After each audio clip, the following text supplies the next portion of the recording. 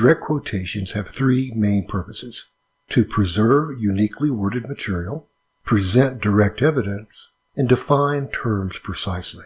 In other words, there needs to be a clear reason for using a direct quotation. This raises the question, how many quotes are you allowed? A teacher or publication may set limits. However, the usual standard is that quotations should not exceed 10 to 15% of the total word count. More importantly, quotations should be used strategically to introduce and reinforce key points, not as substitutes for your own analysis. When quoting, it's important to avoid unattached quotations. This problem occurs when a quote is not adequately connected with your own sentences in the paragraph. For example, this quotation's connection to the previous sentence isn't clear. The logical train of thought is broken, and the quotation lacks an explicit purpose. One way to avoid this problem is to use signal phrases to introduce quotations. Signal phrases provide a transition between your words and the quote. Examples of these phrases are, "the author points out," and "according to the author." In this case, the signal phrase Halpern and Lubar 2004 define alerts the reader to an upcoming quotation and clarifies the quote's role in the discussion. Another key point is this: each quotation should be clearly attributed to its author, with either a narrative in-text citation or a parenthetical in-text citation.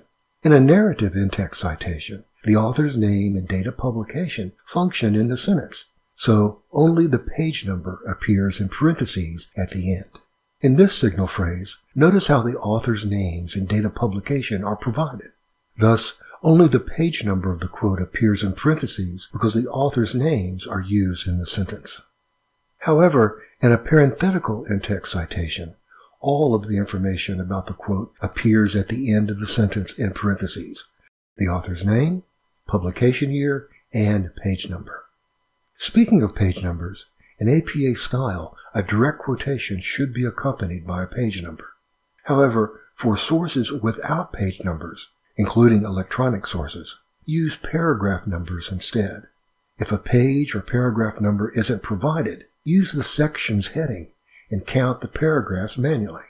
In this example, the author's name, a corporate author, the National Breast Cancer Foundation, is followed by the year of publication.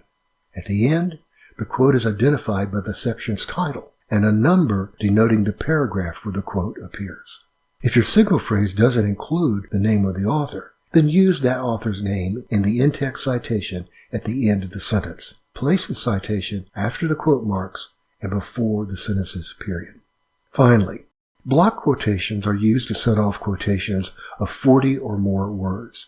Note that a block quotation begins on a new line, is indented an additional ½ inch, maintains the body text's double spacing, and shows the period at the end of the block.